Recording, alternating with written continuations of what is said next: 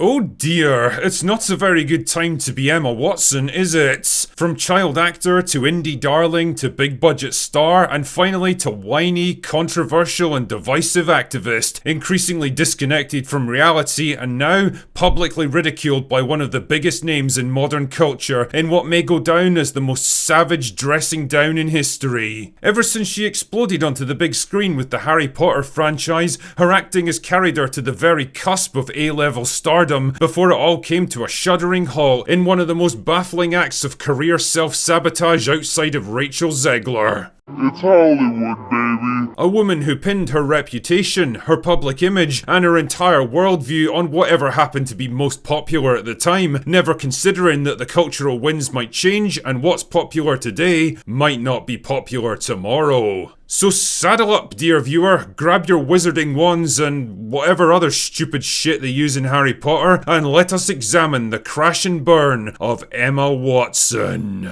Emma Charlotte Duer Watson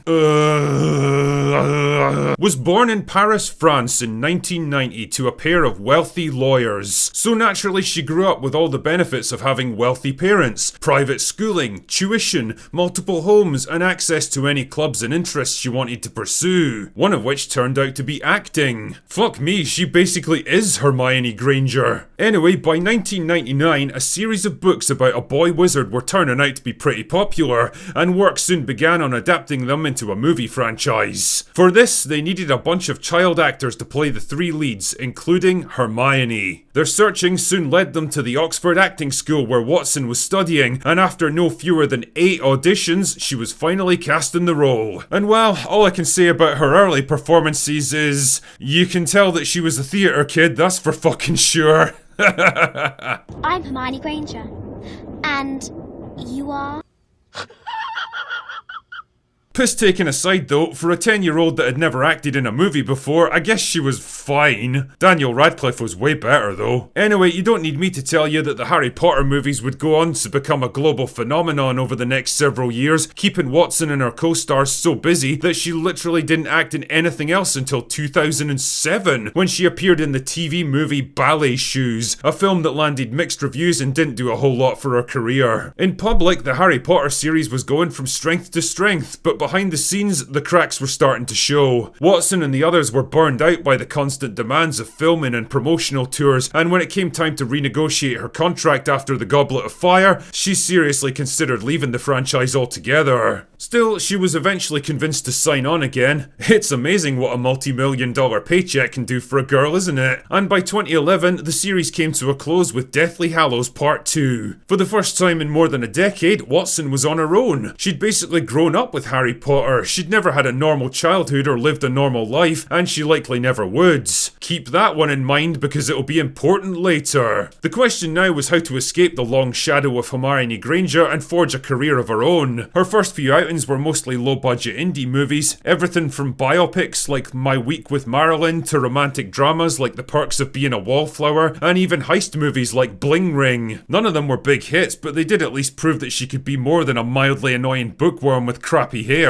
2014 saw her move into big-budget filmmaking with Darren Aronofsky's Noah, followed up by low-budget thrillers Colonia and Regression. No matter the budget or the quality of the movie, one thing that stayed consistent were the positive reviews for Watson's acting. Now in her mid-20s and arguably at the peak of her career, she was developing a reputation as an eclectic and confident performer, willing to take on challenging roles and play against type, equally at home on the big or the small screen. An actor who wasn't just chasing fame and money, but taking on projects with actual artistic merit. Well done, Emma. Her star was rising. She was rapidly becoming the new it girl of Hollywood. Young, talented, intelligent and sophisticated, she could navigate interviews like a pro. She was a natural in front of the camera and she held all the correct opinions on important political topics. When the Me Too movement kicked off, Emma was all over it like a fly on shit, making speeches about feminism, establishing activism groups and even getting appointed to the UN as their goodwill ambassador for women. Because truly, no one understands the plight of women in repressive third world regimes better than a multi-millionaire, privately educated theatre kid Hollywood actress that's never held a normal job in her entire life.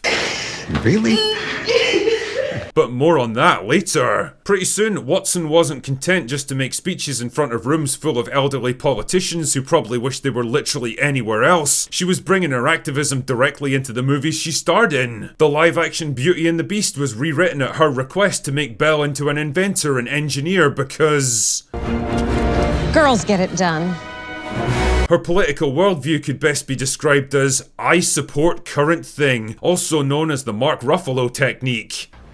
Gay! No matter the issue, no matter the complexity or the nuance, you could pretty much guarantee that Emma Watson would be right there in the thick of it, pushing whatever the progressive consensus happened to be at the time. She was less of a person with her own opinions and ideas, and more like a series of safe, politically correct talking points wrapped up in a flesh suit, all delivered with the kind of sneering, upper-class British disdain that can only truly come from playing life on easy mode from the day she was born. But just like an overloaded cauldron filled with the wrong ingredients, problems were a-brewing, dear viewer. Remember the lady who wrote all those wizarding books? Well, it turns out she'd become quite rich and famous over the years, and as a big raging progressive feminist herself, she and Emma were marching in lockstep on almost every issue.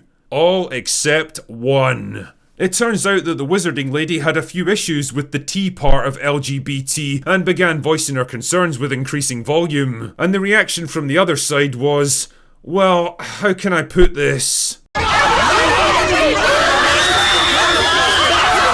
Now Emma was in a bit of a tricky spot because she'd made it her mission in life to support current thing, but now the Wizarding Lady who she owed her entire career and stardom to was openly attacking one of the most sacred parts of current thing. What to do? Should she stand firm beside her friend of 20 years and back her up? Should she maintain a dignified silence and refuse to get drawn into a fight that wasn't hers? Or should she turn her back on the Wizarding Lady, hang her out to dry and make increasingly passive-aggressive attacks against her?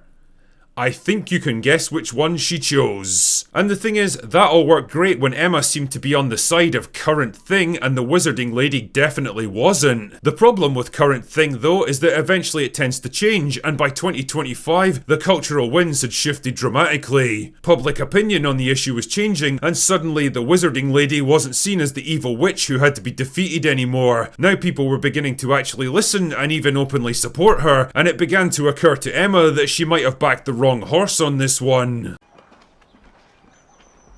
Fuck. So what to do? Stand her ground and maintain her position even if it wasn't so popular anymore? Or do a complete about-face and pretend like she'd never disagreed with the Wizarding Lady in the first place? Well, the answer came on September the 24th on Jay Shetty's On Purpose podcast, where Emma claimed that she loved the Wizarding Lady and supported her and would always be open to talking with her.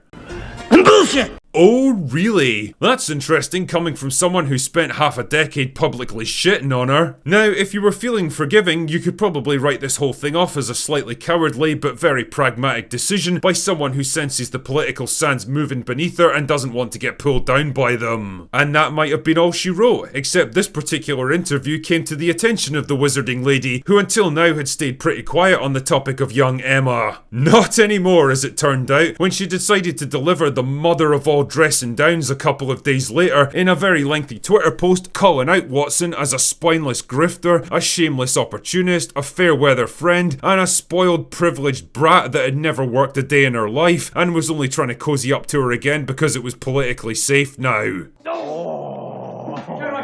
Damn bro, I've seen Mortal Kombat fatalities that were more forgiving than this. I've seen many a debate, many a scathing put down and brutal rebuttal in my time, but never in all of my days have I witnessed a person publicly dismantled with such brutal finesse. It wasn't just a takedown, it was a full-scale verbal evisceration, and proof that if there's one group of people you really don't want to piss off in the online space, it's fucking writers. Especially billionaire writers with hundreds of millions of fans behind them who built their entire careers out of basically nothing. With that one post, Emma Watson's public persona was transformed from a slightly preachy but relatively respected activist to the living personification of everything that people find so repellent about Hollywood actors. The smug, patronising, I know better than you attitude, the echo chamber mentality that comes from a life of privilege and luxury, the mindlessly predictable conformity masquerading as sophisticated intellectualism, and worst of all, the willingness to abandon in any position the moment it becomes unpopular. She wasn't just opinionated and insufferable, she was a coward. And for someone who built their entire brand on fearlessly speaking truth to power,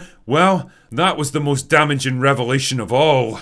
So what's next for Emma Watson? Can she possibly claw her way back from this? Well, her movie career basically ended 5 years ago when she pulled the plug on acting to focus on activism, so I don't really know if there's any momentum left behind her, even if she wanted to make a comeback. She's 35 now, which isn't exactly old, but it ain't exactly young either, and it's definitely not a good age to try to build your career back up after wasting your prime years in the wilderness. She's not likely to make much progress as an activist either now that her cover's been blown and she's willing to soften her position on the whole tea issue. Because if there's one thing that particular group of activists won't accept, it's betrayal. So it kind of feels like she's fucked either way. Emma Watson really is proof that if you stand for nothing, well, you'll fall for anything.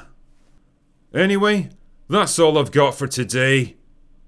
Go away now.